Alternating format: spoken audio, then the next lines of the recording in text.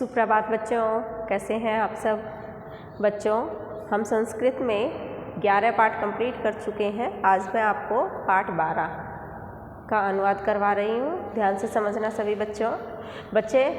ये जो पाठ 12 है, इस पूरे पाठ में विद्या, जो आप विद्या ग्रहण करते हो, उस विद्या की महत्ता के बारे में वर्णन है। विद्या का कितना हमारे जीवन में कितना महत्व है, ये इस पाठ में बताया गया है। सारे श्लोक ध्यान से समझना, अनुवाद करवा रही हूँ मैं। पहला श्लोक देखो। न चोरहार्यम न च राजहार्यम न भ्रातृभाज्यम न च भारकारी। आगे देखो। वये कृते वर्धत एव नित्यम विद्याधनम सर्वधन प्रधानम। ध्यान से समझना बच्चों।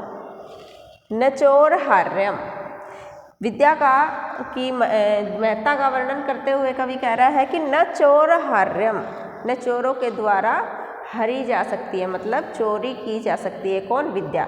विद्या एक ऐसा धन है। यहाँ पर कवि ने विद्या को एक धन बताया है।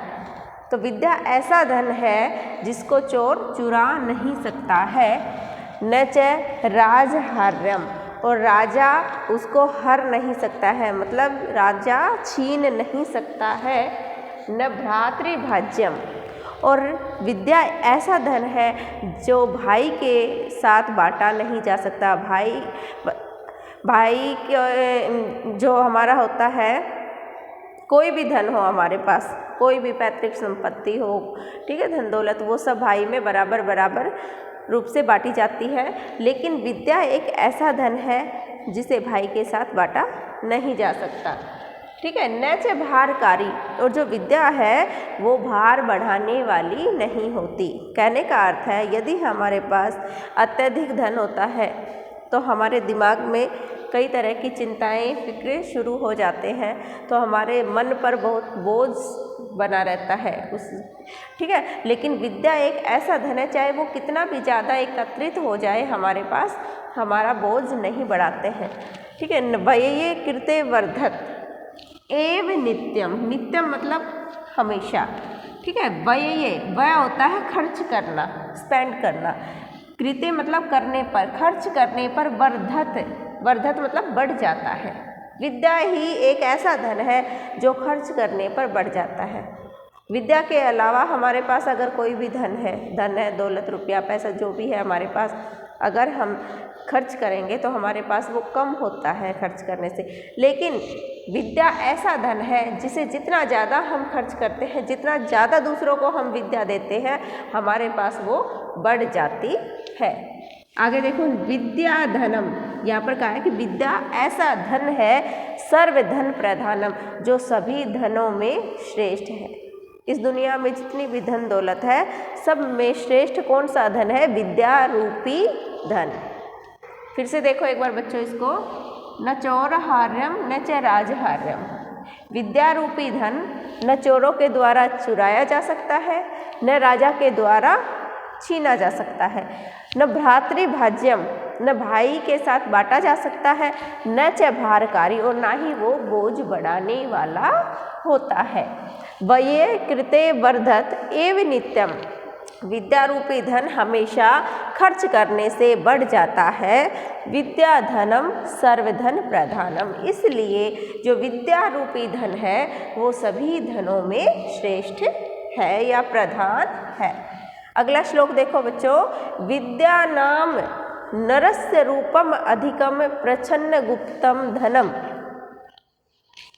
विद्या भोग करी यशः सुख करी, विद्या गुरुणाम गुरु, विद्या बंधु जनो विदेश गमने, विद्या परा देवता, विद्या राजसु पूज्यते न ही धनम, विद्या विहीन पशु।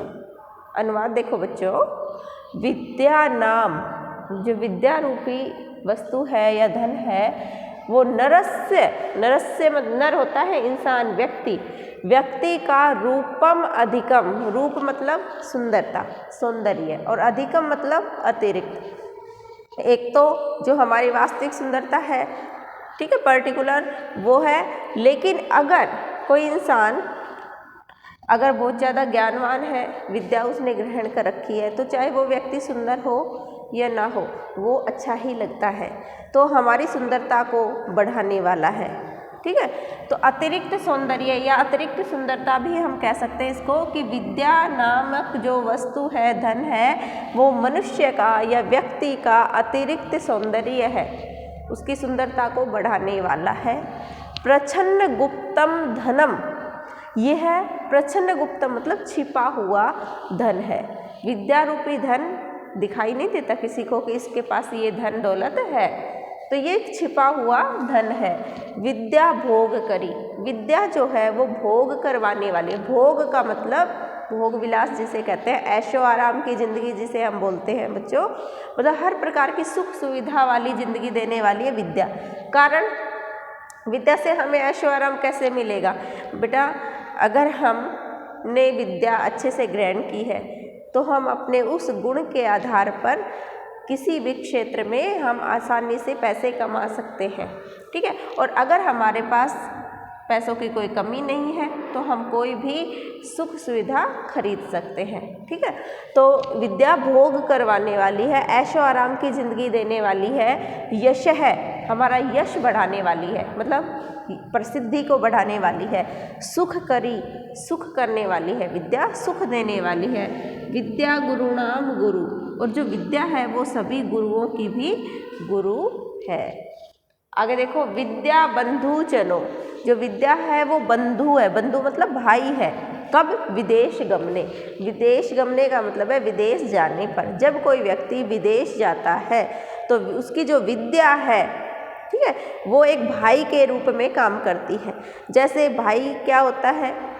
भाई वो होता है जो हमारी हर मुसीबत में हमारे साथ खड़ा रहता है, हमारा साथ देता है, हर परेशानी से हमें दूर कर दे, परेशानी हमारी सारी दूर कर देता है, वो भाई माना जाता है। ठीक है, तो जो विद्या है वो भाई का काम कब करती है? जब विदेश जाते हैं। अगर हम विदेश जा रहे हैं और हमने विद्या अच्छे से ग्रहण करी है तो वहाँ की चीज़ों को, वहाँ की बातों को हम आसानी से समझ सकते हैं। ठीक है, तो वो वहाँ पर विदेश जाने पर व्यक्ति के भाई के समान वो विद्या कार्य करती है। विद्या परा देवता, विद्या सबसे बड़ी देवता है। ठीक है, जितने भी हम देवता की पूजा करते हैं उन सभी देवताओं में सबसे बड़ी है विद्या। अब देखो, जितने भी भगवान है, देवी देवता, हम सब टीवी पर भी देखते हैं, पढ़ते भी हैं कि अपने, चाहे वो कितना भी बड़ा हो, अपने गुरु के पैर छूता है। कारण क्योंकि जो गुरु है वो विद्यावान है, उसने विद्या ग्रहण की है। इसी कारण उस विद्या के आधार पर ही चाहे कोई देवी देवता हो, चाहे कोई बड़े से बड़ा राजा हो, सब अपने गुरुओं के चरण स्पर्श करते हैं, उन्हें अपने से ऊंचा आसन देते हैं। कारण यही है कि जो उनका गुरु है वो विद्यावान है, उसने विद्या ग्रहण की है, इसलिए विद्या जो है सबसे बड़ी देवता है। आगे, विद्या राजसु पूज्यते, विद्या राजाओं के द्वारा पूजी जाती है, न ही धनम, जबकि धन नहीं पूजा जाता। राजा क्या होता है? राजा के पास कोई धन की कोई कमी होती है, लेकिन वो धन की पूजा नहीं करते हैं, वो किसकी पूजा करते हैं? वो विद्या की पूजा करते हैं। ठीक है, जो राजा महाराजा होते हैं, आपने देखा होगा टीवी पे, अपने जो गुरु होते हैं उनका कितना आदर सम्मान करते हैं। उसका कारण यही है कि वो पंडित है, वो ज्ञानी है, जो उनका गुरु है, विद्या ग्रहण की है उन्होंने, इसी कारण से वो राजाओं के द्वारा पूजनीय होते हैं। तो विद्या राजाओं के द्वारा पूजी जाती है, धन नहीं पूजा जाता। विद्या विहीन पशु, और जो विद्या से रहित व्यक्ति होता है, विहीन व्यक्ति, विहीन का मतलब रहित, अर्थात जिसने विद्या ग्रहण नहीं की है। विद्या विहीन का मतलब विद्या से रहित जो व्यक्ति होता है वो पशु के समान होता है। एक बार फिर से देख लो, विद्या मनुष्य का अतिरिक्त सौंदर्य है, विद्या छुपा हुआ धन है, विद्या भोग करवाने वाली है, यश है मतलब प्रसिद्धि बढ़ाने वाली है, सुख देने वाली है, विद्या गुरुओं की गुरु है। विद्या बंधुजनों विदेश गमने, विद्या विदेश जाने पर भाई के समान है। विद्या परा देवता, विद्या सबसे बड़ी देवता है। विद्या राजसु पूज्यते न ही धनम। विद्या राजाओं के द्वारा पूजी जाती है जबकि धन नहीं पूजा जाता, या धन नहीं। विद्या विहीन पशु, विद्या से रहित व्यक्ति पशु के समान होता है। यहाँ पर 2 श्लोक कंप्लीट हो गए बच्चों। तीसरा देखो, केयूरः न विभूषयन्ति पुरुषं हारान चंद्रोज्ज्वला, न स्नानं न विलेपनं न कुसुमं न अलंकृता मूर्धजा। वाण्येका सम अलंकरोति पुरुषं या संस्कृता धार्यते, क्षीयन्ते अखिल भूषणानि सततम वाग्भूषणम भूषणम। केयूरा, केयूरा कहते हैं बाजूबंद, ठीक है। बाजूबंद जो होते हैं ये गहना होता है पहनने के लिए, बाजू में पहनने का। न विभूषयन्ति पुरुषम, व्यक्ति को विभूषित नहीं करता है। बाजूबंद व्यक्ति को विभूषित करना मतलब सजाना, ठीक है। बाजूबंद पहनने से व्यक्ति सजा हुआ नहीं लगता है, मतलब सुंदर नहीं लगता है। हारा ने चंद्रोज्ज्वला, चंद्रोज्ज्वला का मतलब है चंद्रमा के समान उज्ज्वल, उज्ज्वल मतलब चमकदार।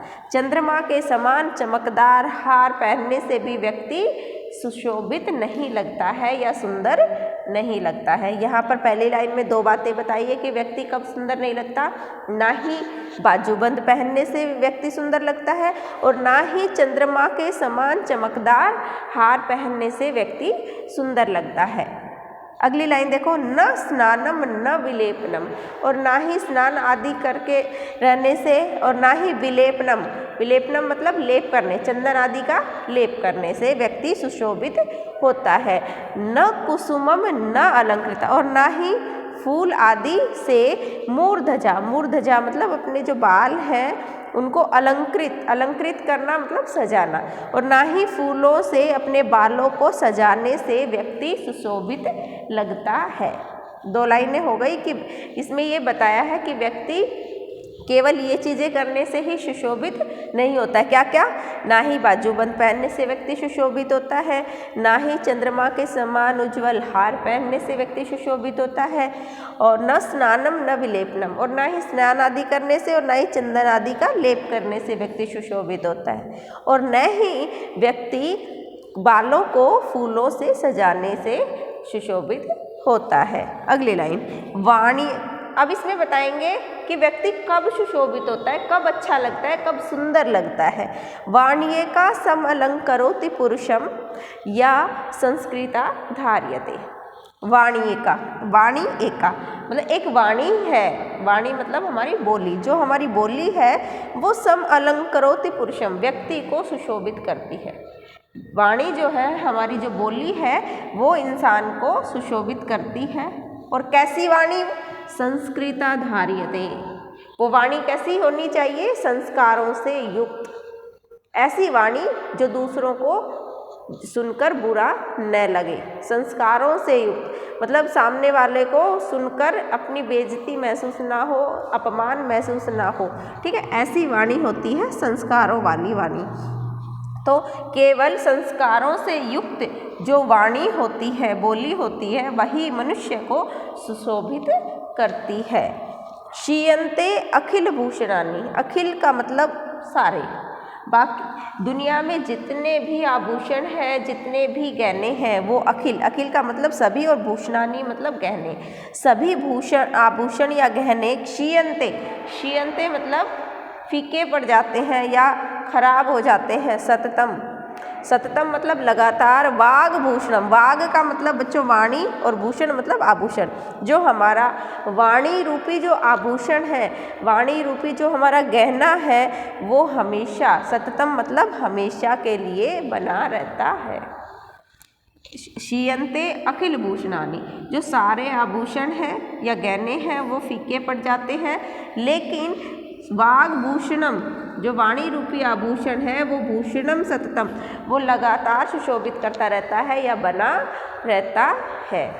इस श्लोक में जो हमारी बोली है वो कैसी होनी चाहिए ये बताया है कि हमारी बोली है वो अच्छी होनी चाहिए, मीठी होनी चाहिए, संस्कारों से युक्त होनी चाहिए, ठीक है। अगर इंसान के पास अच्छी बोली है, अच्छी वाणी है, तो उसे बाकी के इन आभूषणों की कोई ज़रूरत नहीं है, ठीक है, वो वैसे ही अच्छा लगेगा। और क्योंकि जो बाकी सारे आभूषण हैं वो समय के साथ फीके पड़ जाते हैं, खराब हो जाते हैं, लेकिन जो वाणी रूपी आभूषण है वो सदा बना रहता है। एक बार फिर से देखो, केयूराने विभूषयन्ति पुरुषम हाराने चंद्रोज्ज्वला। बाजूबंद मनुष्य को सुशोभित नहीं करते और ना ही चंद्रमा के समान चमकदार हार मनुष्य को सुशोभित करते हैं। न स्नान करने से और ना ही चंदन आदि का लेप करने से व्यक्ति सुशोभित होता है। न कुसुमम न अलंकृता मूर्धजा, और ना ही बालों को फूल आदि से सजाने से मनुष्य सुशोभित होता है। कैसे सुशोभित होता है, कैसे सुंदर लगता है मनुष्य? वाणी का समलंकरोति पुरुषम, केवल वाणी ही मनुष्य को अलंकृत करती है या सजाती है। और कैसी वाणी? संस्कारों से युक्त वाणी, ठीक है, केवल संस्कारों से युक्त वाणी ही मनुष्य को सुशोभित करती है। क्षीयन्ते अखिल भूषणानि, क्योंकि सारे आभूषण जितने भी दुनिया में गहने हैं वो सब फीके पड़ जाते हैं, खराब हो जाते हैं, लेकिन जो वाग्भूषणम है, वाणी रूपी आभूषण है, वो सदा बना रहता है। ठीक है, अभी मैं चौथा श्लोक करवा रही हूँ।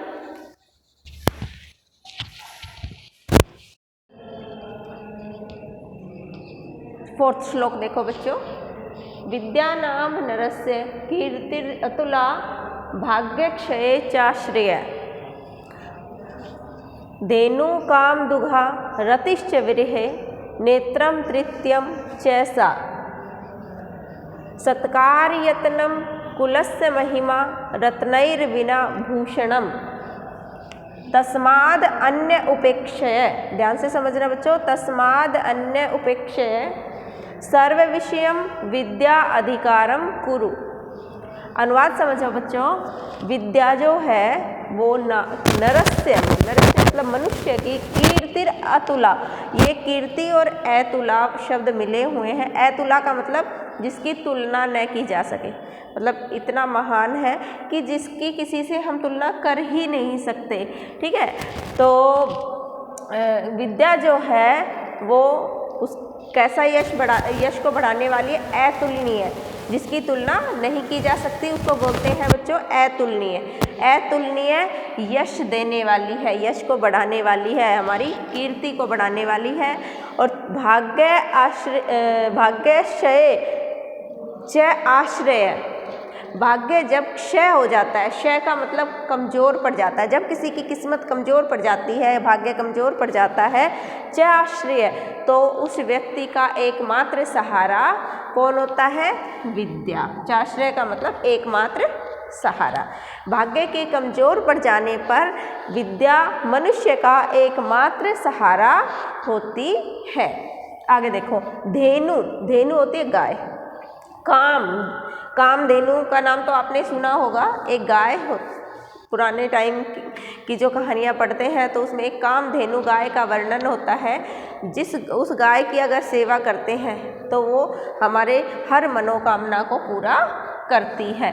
तो ये जो यहाँ पर विद्या है उसको क्या बताया है कवि ने कि वो कामधेनु गाय के समान है, मतलब हमारी सभी मनोकामनाओं को पूरा करने वाली है। तो विद्या कामधेनु गाय के समान हमारी मन की इच्छाओं को पूरा करने वाली है। रतिश्च विरहे, विरह के समय, वियोग के समय रति के समान सुख देने वाली है।